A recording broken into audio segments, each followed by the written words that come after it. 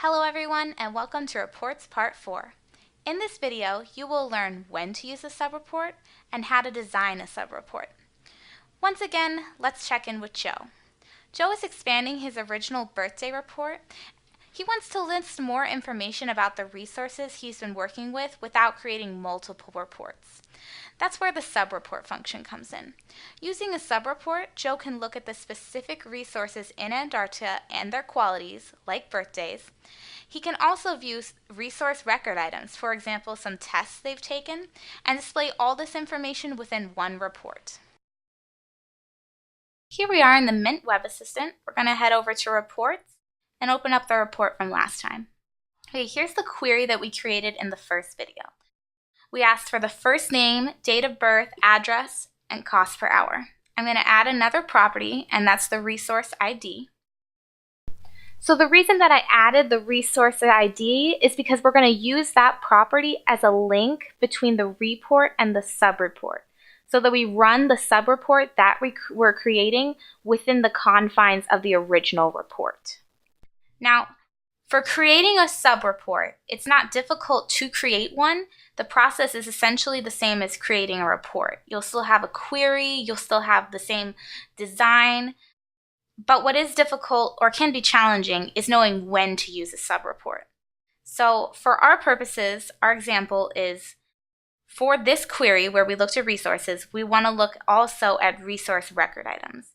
Now, if you go to Properties, you're not going to see resource record items in the drop-down menu because you can't look at resource record items when the object of your query is resources. So what you can do is add a subreport for resource record items. So we'll go ahead and do that. Head over to Design, drag a subreport, adjust it a little on the page, and then double-click on the subreport to edit it. The first thing we're going to do is go over to the query. We'll set the object of the query at resource record items. This should look familiar because this is exactly what the reports page query looks like. So we're going to look for the name of the record item. Let's look at the record item ID. And then let's look where the resource record item issue date. Now, if we were to click the Execute Query right now, we would get too many results and you would go over 5,000, so the report wouldn't run, just like in the reports function. So what we want to do is make a condition. Now, if you scroll down here, you'll see parameters that you can't change. These parameters should look familiar because they're the properties from our reports query. That address, cost per hour, date of birth, first name, and the ID that I added. So what we're going to do is use these parameters to make this subreport run within the parameters of the original report. So what I mean is that when we're looking at resource record items, we're not going to see every single resource record item. We're only going to see the resource record items for the resources that we pulled up in the first report. So those resources that were located in Antarctica.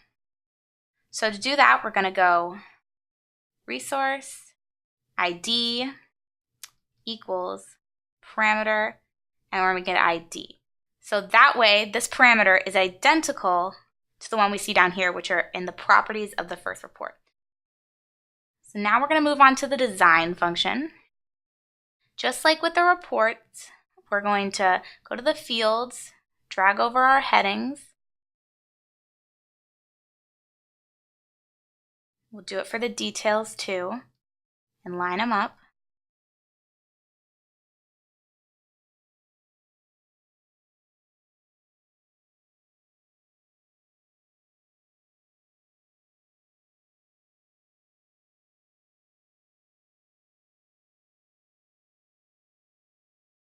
All right, let's delete some space there.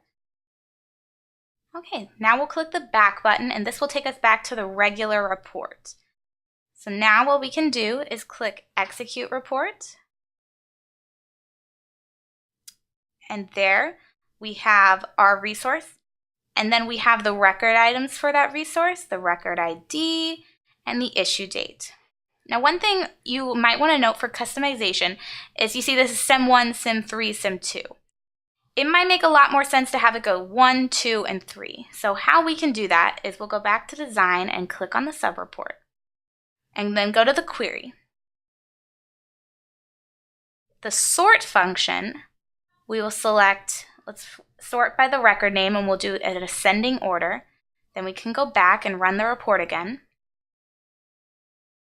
And now they're in perfect order.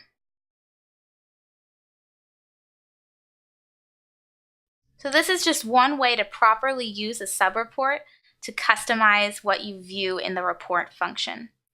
This has been Reports Part 4. Thanks for watching.